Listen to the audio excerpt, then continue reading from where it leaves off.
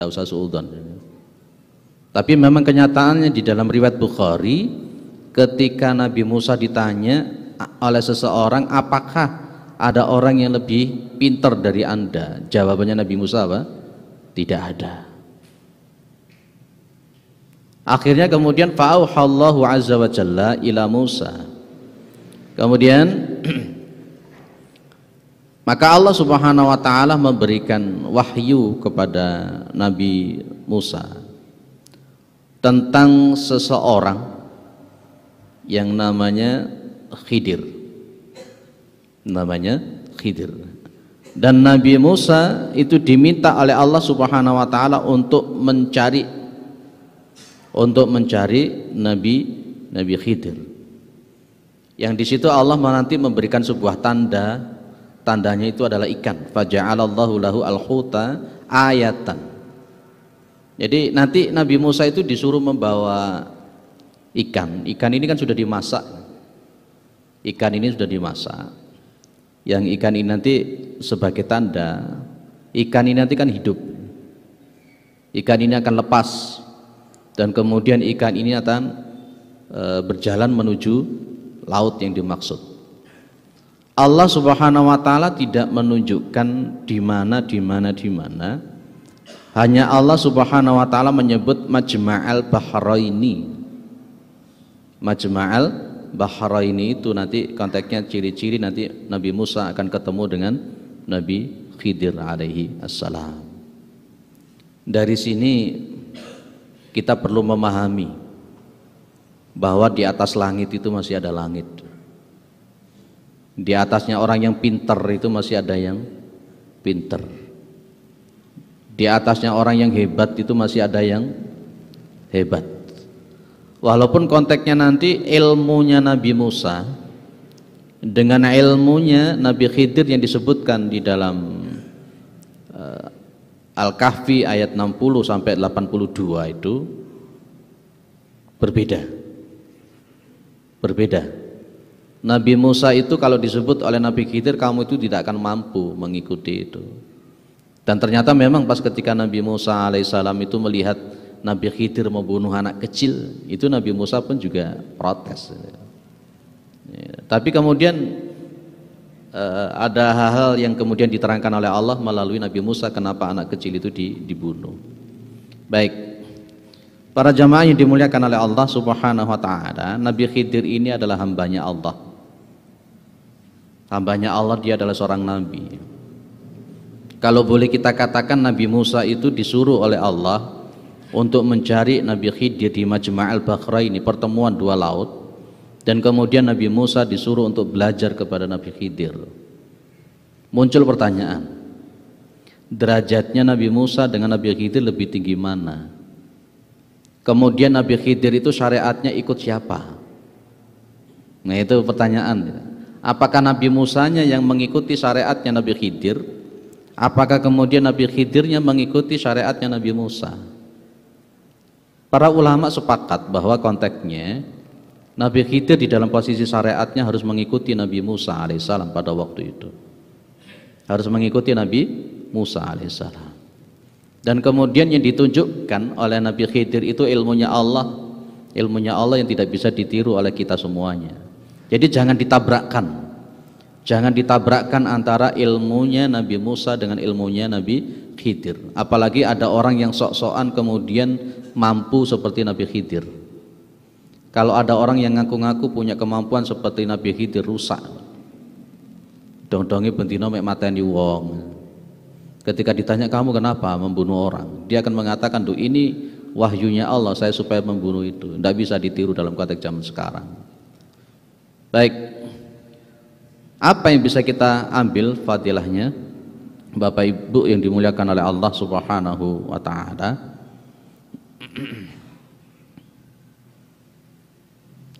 Faedah yang pertama, fadilatul ilmi wa rihlatu fi talabihi wa annahu al-umuru al-muhimmatu. Fa inna Musa alaihissalam rahila masafatan tawilatan wa laqiya an-nasaba fi talabihi wa taraka al-qu'uda inda bani Israil li ta'limihim wa irsyadihim Wa ikhtara as-safara li ziyadatil ilmi ala dzalik. Ini faedah yang pertama. Faedah yang pertama itu adalah fadilatul ilmi, keutamaan yang namanya ilmu. Kita paham yang namanya Nabi Musa itu orangnya pinter, Pak. Jos pokoknya ya, dalam masalah keilmuan. Sampai Nabi Musa merasa bahwa tidak ada yang lebih pintar dari dia. Tapi ternyata kemudian Nabi Musa masih disuruh untuk cari ilmu. Ada orang itu biasanya kalau tidak mengikuti Musa seperti ini, orang itu kan sok-sokan. Ilmuku wis akeh. Akhirnya kemudian tidak mau mencari keilmuan lagi. Memang betul, pernah saya sampaikan di sini dulu di khutbah Ramadan kalau tidak salah. Saya bilang bahwa al-ilmu salah satu asbarin. Ilmu itu ada 3 jengkal. Wa man dakhala fi shibri al-awwal takabbara. Wa man dakhala fi shibri al-awwal takabbara. Bahwa kalau ada orang itu masuk pada jengkal yang pertama, dia itu sombong. Rata-rata manusia itu kalau dia baru masuk jengkal yang pertama di dalam masalah keilmuan, dia mesti sombong, Pak. Biasanya orang-orang yang baru-baru hijrah, baru-baru belajar keilmuan, itu pasti dia masuk pada jengkal yang pertama, apa? Takabbara, sombong. Akhirnya kemudian tidak mau mencari keilmuan kembali. Ilmunya Allah itu luar biasa banyak. Nabi Musa yang begitu luar biasa ilmunya masih tetap disuruh untuk belajar kepada Nabi Khidir. Kita ini sampai berapa sih ilmu kita itu? Sehingga kita kemudian tidak mau ngaji sama orang-orang yang lebih pintar daripada kita. Sudah berapa sih ayat yang kita hafal? Sudah berapa sih hadis yang kita hafal? Sudah ilmu apa saja yang kita pahami? Kalau umpamanya pohon-pohon yang ada di dunia ini itu dijadikan pena, pulpen, dan kemudian 7 samudra itu dijadikan tintanya, maka ilmunya Allah itu tidak akan pernah habis. Kita mungkin bisa namanya menghafal Al-Quran, tapi belum tentu kita bisa memahami Al-Quran. Kita mungkin hafal sunnah Imam Al-Bukhari, Sahih Bukhari umpamanya, tapi kita belum paham Sahih Muslim, Ibnu Majah, Abu Dawud, At-Tirmidzi, An-Nasa'i, sampai Ad-Darimi, Musnad Imam Ahmad dan seterusnya. Maka ini Allah Subhanahu wa taala memberikan pembelajaran kepada Nabi Musa. Pas ketika Nabi Musa ditanya, "Sopo sing yang lebih pintar dari Anda siapa?" Dia bilang, "Tidak ada." Gusti Allah ngiling nih, masih ada. Akhirnya disuruh untuk mencari Nabi Khidir. Dan Allah pas ketika menyuruh Nabi Musa mencari Nabi Khidir, saya ulang lagi, Nabi Musa tidak diberitahu tempatnya di mana. Cuman dikasih iki iwak gowon, nanti ketemunya di Majma'al Bahrain, titik mengono tok. Akhirnya kemudian Nabi Musa itu melakukan perjalanan yang jauh, diikuti oleh murid beliau. Itulah fadilatul ilmi, Pak. Maka thalabul ilmi fardhatun ala kulli muslimin, itu penting. Paling bawah, sudahkah kita itu wudunya sesuai dengan sunnahnya Nabi? Untuk masalah wudu loh, kadang-kala kita masih jauh dari sunnahnya Nabi. Sudahkah kita sholatnya itu sesuai dengan syariatnya Allah Subhanahu wa ta'ala? Mohon maaf kalau dalam masalah sholat itu kan seringkali kita itu hanya mementingkan gerakannya tok. Gerakannya itu kita pakai patok, shollu kama ra'aitumuni usolli. Pas ketika kita sholat itu sudah sesuai dengan gerakannya Nabi, kita itu seolah-olah wis paling apik dhewe. Kita lupa bahwa di dalam sholat itu ada fawailul lil musallin alladzina hum an sholatihim sahun walladzina hum yura'un. Sampai Syekh Mustafa Al-Bugha itu pernah mengatakan sebenarnya tujuan daripada sholat ibadah itu bukan gerakan itu, tapi bagaimana di dalam posisi kita sholat itu yang terpokok, yang terpenting adalah kita ini paham apa yang kita lakukan, paham apa yang kita baca, paham siapa yang kita sembah. Lawang sholat sing luar biar dak karu-karuan. Paham filosofinya sholat yura paham belas. Tapi karena konteks hanya berpatok kepada dohir gerakan sholat, itu sebenarnya kan tidak betul. Coba jenengan amati, Nabi Khidir itu menunjukkan sesuatu yang Nabi Musa tidak memahami. Boleh enggak kalau kita sebut itu dengan makrifat dan hakikat? Memang ada ulama-ulama tertentu yang membagi posisi seperti itu. Walaupun kita tidak sepakat, sebenarnya antara syariat, thariqah, marifat dan hakikat itu satu kesatuan yang tidak bisa dipisah. Tapi kemudian pas ketika Allah menunjukkan bagaimana ilmunya Nabi Khidir dengan Nabi Musa, akan tampak disitulah hakikat dan makrifat yang betul-betul diajarkan oleh Allah kepada Nabi Khidir alaihissalam. Maka warihlatu fi talabihi, ketika sudah ada fadilatul ilmi, keutamaan mencari ilmu, warihlatu fi talabihi, dan rihlah itu melakukan perjalanan fi talabihi, di dalam mencari keilmuan. Nabi Musa disuruh untuk jalan, Nabi Musa disuruh jalan, pokoknya melaku, wah nanti ada tanda kamu akan ketemu. Cuman itu saja.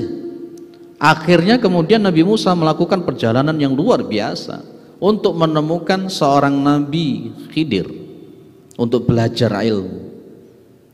Kita sudahkah mengikuti thariqahnya Nabi Musa ini, melakukan rihlah untuk belajar kembali? Mungkin kalau kita itu tidak melakukan rihlah dalam konteks perjalanan safar, setidak-tidaknya kitab hadis, kitab tafsir, kitab fikih, kitab usul fikih, kitab ulumul Quran, kitab ulumul hadis, kitab bahasa Arab, sudahkah kita ambil, kita pelajari kembali? Kadangkala orang itu, mohon maaf, ngerti dalam posisi fikih, tapi dia tidak paham dengan konteks ilmu yang lain. Mungkin qawaidul fikihnya dia tidak paham. Yang dia tahu kan begitu dia ngaji, ustadznya ngomong A, ya wis, A iku wis. Dan ketika dia terkena penyakit fanatismenya kepada sang ustadz, maka ketika dia melihat ada orang yang berbeda dengan ustadznya, ketika hatinya masih kotor, dia akan cenderung untuk mentahdir, untuk bahkan berani mengkafirkan orang yang berbeda dengan dirinya. Itu tidak pernah diajarkan oleh para ulama salaf. Nah, Imam Syafi'i itu kunut, kemudian Imam Abu Hanifah itu tidak kunut, Imam Malik tidak kunut, tidak pernah sama sekali. Kemudian Abu Hanifah, Imam Malik itu mentang-mentang fikihnya semacam itu, akhirnya dia itu mengolok-olok dan mentahdir Imam Syafi'i, karena memang sama-sama kaidah yang disepakati, ijtihadiyah, ikhtilaf, dan istimbatul ahkamnya benar. Podo-podo benernya, cuma pemahamannya sedikit berbeda. Ada seorang sahabat itu mendengar, kalau ada seorang sahabat yang lain mendengar hadis dari Rasulullah SAW, dan rumahnya ada di Yaman. Akhirnya sang sahabat ini membeli seekor unta untuk melakukan perjalanan selama 1 bulan untuk mendapatkan hadis atau sunnah yang didengar oleh sahabat yang ada di Yaman tersebut. Saking luar biasanya. Maka wa annahu al umuru al muhimmatu, karena sesungguhnya ilmu itu adalah al umuru al muhimmah, termasuk perkara-perkara yang paling penting.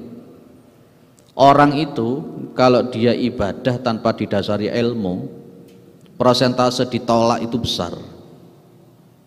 Orang itu kalau dia sholat tanpa didasari oleh ilmu, maka persentase sholatnya ditolak itu lebih besar. Fa inna Musa alaihissalam rahila masafatan tawilatan, maka sesungguhnya Nabi Musa alaihissalam mengadakan perjalanan masafatan tawilatan, jadi perjalanan jarak tempuh yang sangat jauh. Nabi Musa tidak hanya puluhan kilometer, ratusan kilometer diperintahkan oleh Allah. Ini juga termasuk pendidikan karakter kepada Nabi Musa. Ojo ngaku-ngaku ada orang yang tidak ada orang yang lebih pintar dari Anda. Jangan ngaku begitu. Kalau jenengan baca kitab A, carilah kitab itu yang di bawah itu ada takhrij, gitu kan ya. Maka di takhrij itu nanti akan tersebut kitab apa, halaman apa. Di situ jenengan akan semakin paham, semakin banyak jenengan baca, akan semakin paham bahwa kita itu tidak mengerti apa-apa.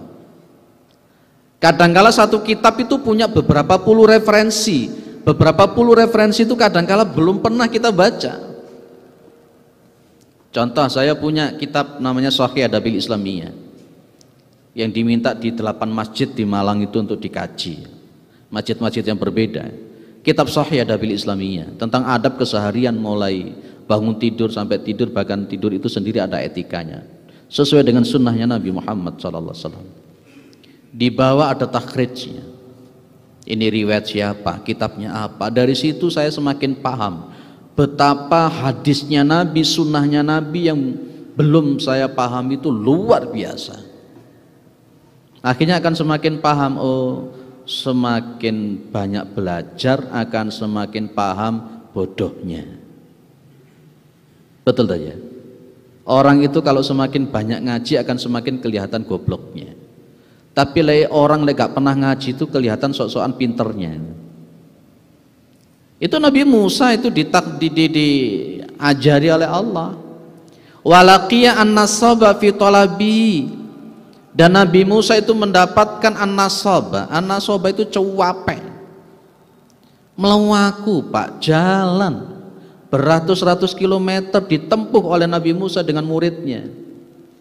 Sampai kalau di dalam bahasa nanti akan kita bisa melihat Nabi Musa sampai bermalam di perjalanan. Kenapa? Nggak ketemu-ketemu. Untuk mencari laut yang Majma'al Bahraini, ketemu pertemuan dua laut itu gak ketemu-ketemu Nabi Musa. Kan Allah cuman mengatakan golek ono, nanti ketemunya di pertemuan dua laut. Lu Nabi Musa taat lu ngono gitu. Nabi Musa disuruh wis golek ono, pokoknya nanti ketemu di Majma'al Bahrain. Manut Nabi Musa. Kita ini loh ilmunya sak setidik sombongin, naudzubillah min dzalik. Kita itu ilmunya tidak tahu apa-apa itu loh, Masya Allah, takaburnya Masya Allah. Makanya kalau tadi saya katakan kalau ilmu itu ada 3 jengkal. Kalau masuk jengkal pertama sombong. Tapi wa man dakhala fi shibri atsani tawaddu'a. Kalau orang itu sudah masuk pada jengkal yang kedua, lebih cenderung dia itu tawadhu. Berarti dia sudah memulai paham. Tapi tingkatan level yang paling tinggi itu nomor 3. Wa man dakhala fi shibri ats-tsalits, barang siapa yang dia masuk kepada jengkal yang nomor 3, annahu ya'lamu annahu la ya'lamu syai'an. Ini tingkatan paling tinggi, Pak. Kalau orang itu masuk pada tingkat jengkal yang nomor 3, dia akan mengatakan sesungguhnya dia paham kalau dia itu tidak tahu apa-apa. Ini jengkal yang paling tinggi. Kalau ada orang itu pas punya keilmuan, di dalam dirinya itu kok sombong, itu jengkal paling bawah. Ibaratnya kalau tangga, dia tangga yang paling bawah, paling pertama diidei. Titelnya berapapun, kalau dia itu di dalam dirinya ada kesombongan tentang masalah keilmuan, itu dia derajatnya paling di bawah. Apa bedanya kalau yang namanya iblis laknatullah alaih? Iblis itu pewinternya luar biasa. Tapi karena sombongnya itu sehingga dia mengucapkan ana khairum minhu khalaqatani min nar wa khalaqatahu min tin. Diusir oleh Allah dari surganya Allah. Di sini kemudian dikatakan begini, masih belum kelihatan berarti ya. Oh ya wis bapak wis. Enggak apa-apa wis. Ini ada masalah mungkin ya. Wa taraka al-qu'uda 'inda bani Israil li ta'limihim wa irsyadihim. Dan Nabi Musa itu meninggalkan al-qu'uda inda Bani Israel. Al-qu'uda itu duduk inda Bani Israel, di sisi Bani Israel. Li ta'limihim wa irsyadihim. Mohon maaf, Nabi Musa itu kan punya amanat untuk ngajari Bani Israel, tahu Pak? Betul ya? Nabi Musa itu punya amanah, kewajiban menuntun Bani Israel. Tapi oleh Allah disuruh meninggalkan dulu, golek ilmu dhisik. Cari ilmu dulu. Saya tanya di sini posisinya. Nabi Musa meninggalkan Bani Israel kemudian mencari ilmu, itu kemudian yang bisa kita ambil bawah apa? Golek ilmu dhisik apa dakwah dhisik sajane? Ilmu dulu atau dakwah dulu? Ilmu dulu. Kalau umpamanya kita menggarisbawahi balighu anni walau ayat, sampaikan dari aku meskipun cuma satu ayat. Satu ayat ini harus kita pahami dulu baru sampaikan. Kadangkala kita berdakwah menyampaikan sesuatu tanpa ilmu. Inilah nanti yang kemudian di akhir zaman akan muncul, Bapak Ibu. Ada era Ruwaibidah namanya. Rasulullah Muhammad SAW menggambarkan nanti di akhir zaman itu orang-orang yang punya kompetensi keilmuan itu kan dimatikan semua oleh Allah, mati. Akhirnya kemudian yang namanya masyarakat itu kan butuh orang-orang yang mampu membimbing. Akhirnya kemudian mengambil orang yang dianggap mampu, yang sebenarnya tidak punya kemampuan. Yang di situ Rasulullah Muhammad SAW mengatakan dallu wa adallu. Akhirnya orang yang dianggap tokoh, yang dikiaikan, yang diustadkan itu tadi, dia mengajarkan sesuatu tanpa keilmuan. Maka Nabi bilang dallu wa adallu, sesat menyesatkan. Boleh enggak kalau saya mengatakan di akhir zaman itu semakin banyak mubalik karbitan, ustadz karbitan, kiai karbitan. Kadang-kala golek ilmu ning YouTube wis diceluk Gus. Ya, tidak memahami syariat yang betul sudah berani memberikan fatwa. Itu nanti kalau di dalam kitab Sahih Adabil Islamiyah itu orang yang memberikan fatwa keilmuan yang ternyata kemudian itu salah, maka dosanya ditanggung oleh orang yang memberikan fatwa. Ya. Bapak Ibu yang dimuliakan oleh Allah, disinilah konteks yang kita lihat. Wa taraka al-qu'uda inda Bani Israila li ta'limihim wa irsyadihim. Yang namanya Nabi Musa alaihissalam meninggalkan Bani Israel. Lulah terus kemudian nanti yang nunggoni Bani Israel ki sapa? Siapa? Saudara beliau yang namanya Nabi Harun. Nabi Harun. Dan kita juga paham ada namanya Bal'am bin Baura. Dulu sudah kita bahas yang namanya Bal'am bin Baura. Bal'am bin Baura itu adalah muridnya Nabi Musa yang hafal kitab Taurat, yang paham kitab Taurat, yang dia itu diberikan keistimewaan doa-doanya dikabulkan oleh Allah Subhanahu wa taala. Itu Bal'am bin Baura. Jadi memang Bani Israel itu kalau ketika Nabi Musa tidak ada ya, diantaranya belajarnya kepada Bal'am bin Baura. Tapi akhirnya pun kita paham nanti endingnya Bal'am bin Baura itu kan ternyata su'ul khotimah ya, ketika diutus oleh Nabi Musa untuk berdakwah itu. Wa ikhtara as-safara li ziyadatil ilmi ala dzalika. Dan Nabi Musa lebih memilih apa? As-safara, bepergian. Antara dia duduk dengan Bani Israel untuk memberikan kajian-kajian keilmuan, dia lebih memilih untuk melakukan safar daripada duduk dengan Bani Israel. Untuk apa? Li ziyadatil ilmi ala dzalik. Untuk menambah keilmuan. Sebenarnya konteksnya kita ini lek ngenteni ilmune akeh dhisik ya ora tandang-tandang lek dakwah. Ya betul ya Pak ya. Tapi setidak-tidaknya kalau kita dakwah itu jangan berhenti untuk mengkaji keilmuan. Ngajinya ya tetap. Sekali-kali wong jenenge mubalik itu khutbah Jumate saulan pindho ngono cukup wis. Nanti yang 2 kali biar duduk mendengarkan khutbahnya orang lain. Namanya seorang mubalik itu ketika kita mungkin sudah mengerti masalah ilmu, mbok lungguh meneh duduk dengan ustadz yang lain untuk sharing keilmuan. Saya lebih cenderung begini Bapak Ibu, kalau ngaji rutin itu lebih baik pakai kitab, bukan tematik. Di mana-mana di Malang sudah saya sebutkan begitu. Umpamanya Ustadz A pakai kitab apa, ya temanya apa, pengarangnya siapa, Ustadz B dan sebagainya. Kalau umpamanya ada 30 Ustadz yang ngisi kajian di Masjid Taqwa, masing-masing bawa kitab yang berbeda, ilmu jenengan luar biasa. Tapi kalau tematik, kadang-kala tematik A dengan tematik B tubrukan, mending seperti itu. Kalau di kota itu saya dik-dik takmirnya, pakai kitab, buatkan banner yang gede. Ustadz ini kitabnya ini, pengarangnya ini. Sehingga pas ketika jamaah pengen ngaji tahu, oh ini ustadz ini kitabnya ini hari ini, ustadz ini kitabnya ini hari ini. Berbeda, setiap kali datang ke kajian itu yang dikaji berbeda, dengan kitab yang berbeda. Wah, ilmunya luar biasa kalau model begitu itu. Ya, maka cari pemateri-pemateri yang memang punya kompetensi di dalam masalah syariat. Clear ya Pak? Inilah faidah yang paling pertama adalah fadilatul ilmi. Nabi Musa alaihissalam disuruh untuk berjalan mencari keilmuan meskipun Nabi Musa itu sudah pinter.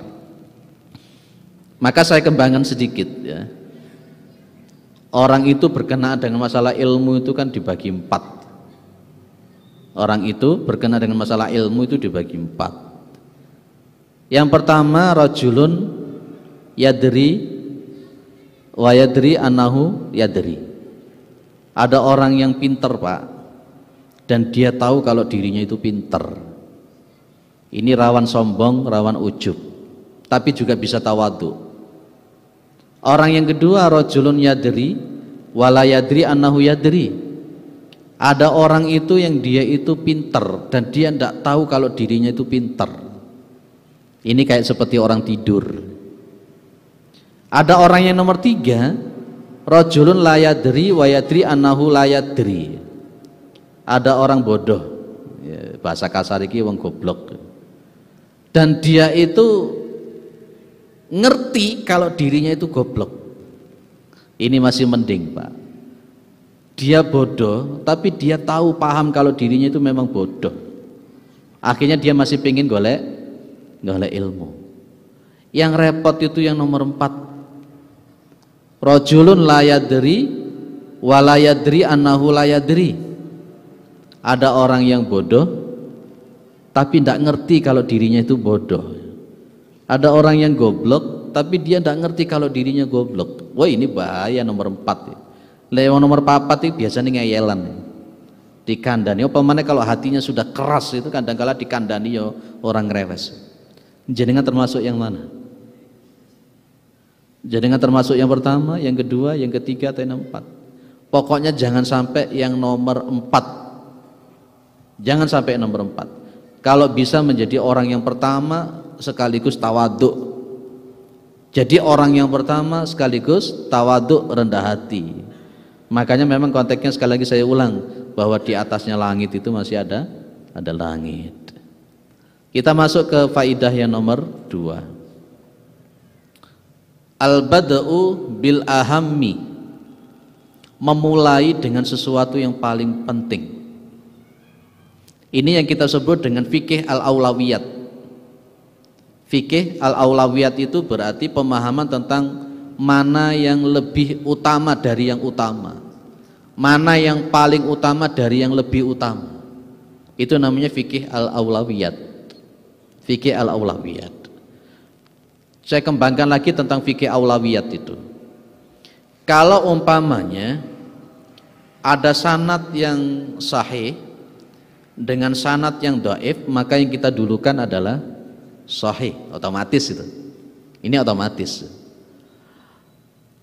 Ada mutafakun alaih dengan rawahu Muslim, kita dulukan yang mutafakun alaih dalam konteks hukum yang sama, walaupun nanti ketika memang sudah memakai al-jam'u bainal adillati ma'amkana tidak seperti itu. Kita hanya berbicara pada konteks mana yang didulukan. Lah ini fal muhimu fa inna ziyadatal ilmi indal insan ahammu min tarki dzalika ma'al isghali bi ta'lim min duni tazawudi minal ilmi. Maka sesungguhnya menambah ilmu dari sisi manusia itu ahamu, lebih penting, mintar kidalika, daripada meninggalkan mencari ilmu. Kenapa kok meninggalkan mencari ilmu? Ma'al istighali bita'lim, karena kesibukan untuk mengajar. Ada orang itu yang dia itu sibuk mengajar sampai akhirnya dia itu meninggalkan untuk menambah keilmuan. Itu tidak baik. Itu tidak baik.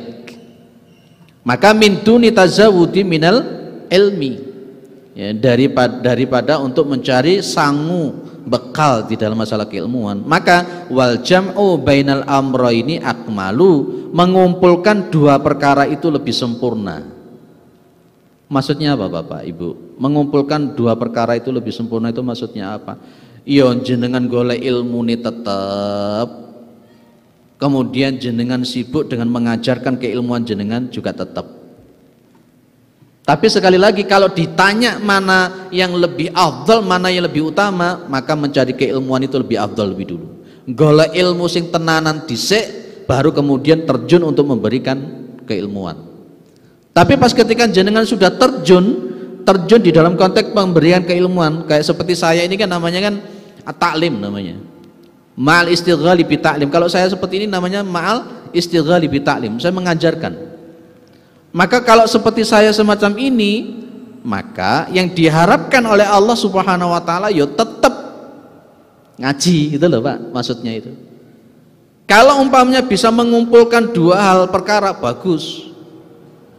Ya, kalau dalam bahasa Al-Qur'an mengajarkan itu khairukum man ta'allama Al-Qur'an wa 'allamahu, kan begitu ya? Sebaik-baiknya kalian itu yang belajar Al-Qur'an kemudian mengajarkan. Apakah setelah dia itu mengajarkan Al-Quran, katakanlah dia mengajarkan tentang tajwid, dia berhenti untuk belajar Al-Quran? No, tidak, tetap dia harus belajar berkenaan dengan masalah Al-Quran, hukum tajwid, belajar. Tapi masih di atas itu kan masih ada yang lain-lain. Tata cara baca Al-Quran, boleh enggak kalau saya mengatakan irama membaca Al-Quran itu ada? Nahawan, ros, sika umpamanya, kemudian soba, jiharka, itu apakah ada model-model seperti itu? Saya mengatakan ada, sampai ada 7 sampai 8 irama itu. Mungkin kita bisa hanya membaca tajwid dan sebagainya, tapi kita tetap belajar dan belajar. Itu ya Pak ya. Jadi thalabul ilmi fardhatun ala kulli muslimin. Jadi menggabungkan antara istighal, sibuk mengajar, itu harus digabungkan dengan tetap mengaji. Ada yang didiskusikan sampai faidah yang nomor 2.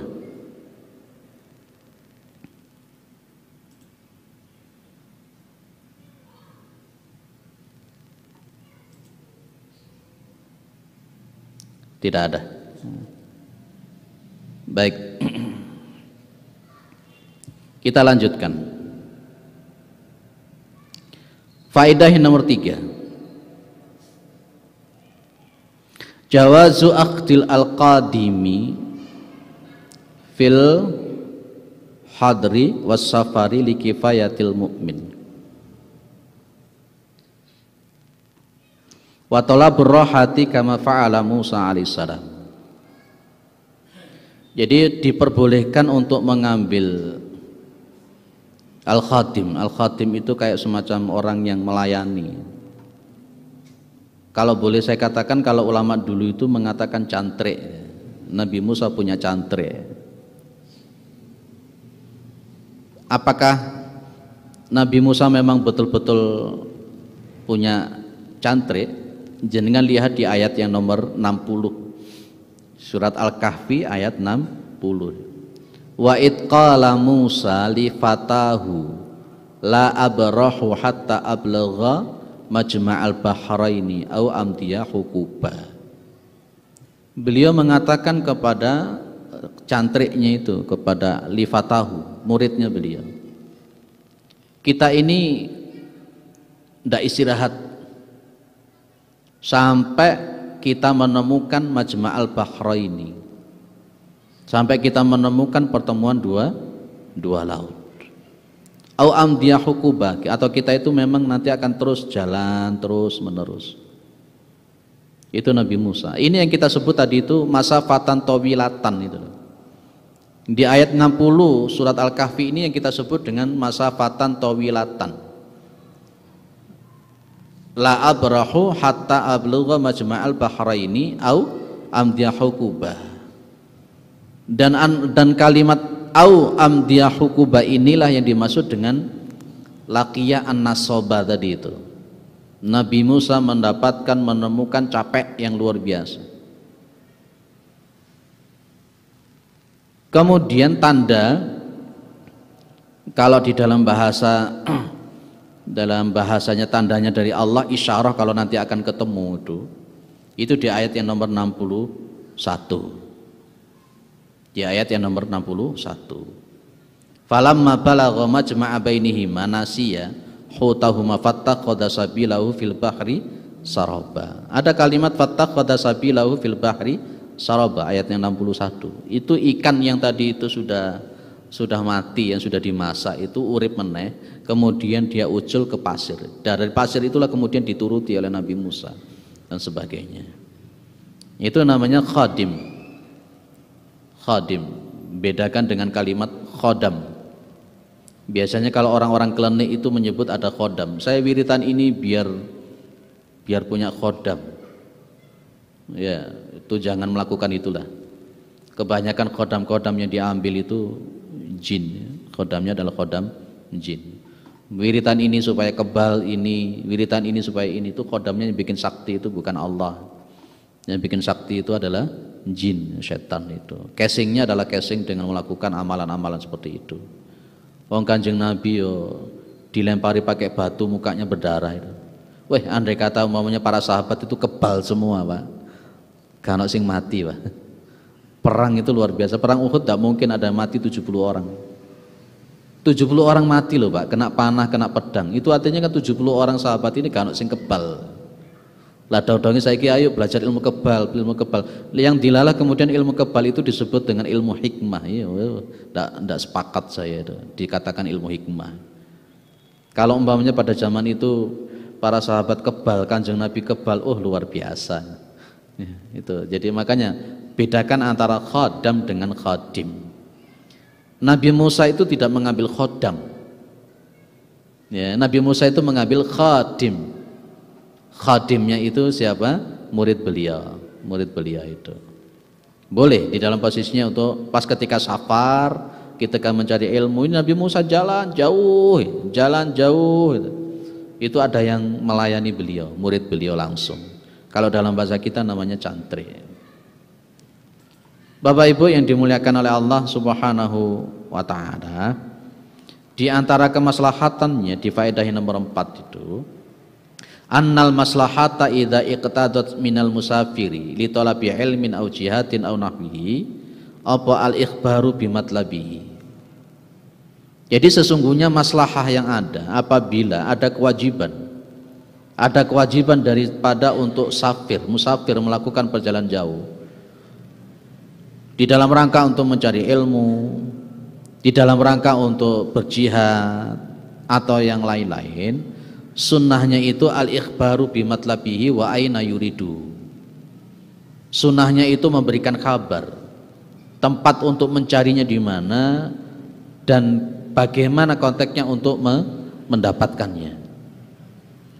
Contoh, jenengan itu kepingin belajar tentang ilmu tafsir. Masalahnya yang betul, jenengan akan mencari siapa sebenarnya pemateri tafsir yang memang punya kompetensi dan di mana dia mencari. Itu boleh. Dari sini saya boleh mengatakan Bapak, Ibu, memilih pemateri itu boleh. Memilah pemateri itu boleh. Jangan sampai kemudian kita malah belajar di tempat orang yang salah. Belajar kepada orang yang salah.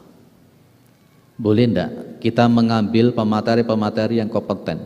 Saya dulu lama pernah mengatakan di sini karena memang masjid kita ini masjid di pinggir jalan. Ini kan masjid yang utama. Banyak para musafir, banyak orang-orang pinter. Kalau umpamanya yang khutbah Jumat tidak punya kompetensi, sementara kemudian mereka sholat Jumat melihat yang ceramah tidak punya kompetensi, kayak apa jadinya? Kemudian ngisi kajian semacam ini, sementara disorting secara live seperti ini. Kalau yang kemudian ngasih pematerinya itu tidak punya kompetensi, apa jadinya kira-kira? Di sini ada sebuah isyarah di dalam faedah yang nomor 4 yang juga diisyarahkan oleh siapa? Oleh Allah kepada Nabi Musa. Golek ono wong namanya Nabi Khidir. Sementara Nabi Khidir itu kompetensinya jauh di atasnya Nabi Musa dalam ilmu yang lain. Maka dari itu memang penting untuk memilih dan memilah. Maka tadi sudah saya bilang ya Pak ya, sudah saya bilang bahwa nanti di akhir zaman akan semakin muncul ulama-ulama ulama-ulama yang sebenarnya tidak punya kompetensi. Bukan dalam konteks untuk membanding-bandingkan, tidak. Ilmu itu kan betul-betul sesuatu yang sangat penting. Ketika kita mengambil dari orang yang salah, nanti akhirnya jadinya juga salah. Memilih pemateri itu penting. Tapi jangan kemudian dengan memilih pemateri itu menimbulkan fanatisme juga. Taklid, apologi juga enggak boleh juga. Nabi Musa alaihissalam tanya, di mana? Siapa? Allah hanya mengatakan di mananya itu di Majma'al Bahraininya. Siapa itu? Nabi Khidir, silahkan cari. Allah sendiri yang menunjukkan kepada Nabi Musa, ini loh kompetensi keilmuannya seperti ini, silahkan dicari. Boleh enggak kita kemudian pas ketika mau ngaji dilihat, ini pemateri ini sopo, kitabnya sopo, terus kemudian karangannya siapa, terus kemudian yang ustadz ini, oh ini kompetensinya mana lebih mana. Boleh enggak kemudian kita memilih lebih punya kompetensi? Boleh. Dan kompetensi itu tidak hanya ditunjukkan pada titelnya seseorang. Ketika titelnya seorang doktor tapi sebenarnya tidak punya kapasitas keilmuan keagamaan, tapi kemudian memberikan fatwa-fatwa keagamaan, itu juga berbahaya. Itu saya kira ya. Jadi faedah nomor 4. Jadi nanti pertemuan berikutnya kita akan masuk di faedah yang berikutnya 5, 6 dan seterusnya. Jadi intinya yang paling saya tekankan adalah faedah yang nomor 1. Itu yang paling saya tekankan tentang masalah fadilah keilmuan. Jangan berhenti untuk belajar, jangan berhenti untuk nambah ilmu walaupun kita sudah merasa ilmu kita sudah banyak. Jangan berhenti sampai di situ. Ilmunya Allah tidak akan pernah habis. Makanya ada istilah thalabul ilmi minal mahdi ilal lahdi. Mencari ilmu itu dari buayan ibu sampai meninggal dunia. Sebelum nyawa itu dicabut oleh Allah, maka kewajiban kita mencari keilmuan itu tetap kita lakukan. Itu saya kira mudah-mudahan bermanfaat. Dan mohon maaf slide-nya mungkin belum bisa ditampilkan karena mungkin ada kendala. Mudah-mudahan kita adalah orang-orang yang punya semangat untuk mencari keilmuan, dan mudah-mudahan kita ini adalah orang-orang yang husnul khatimah. Mudah-mudahan Allah memasukkan kita dalam ridhonya. Subhanakallahumma wa bihamdika asyhadu an la ilaha illa anta astaghfiruka wa atubu ilaik. Assalamualaikum warahmatullahi wabarakatuh.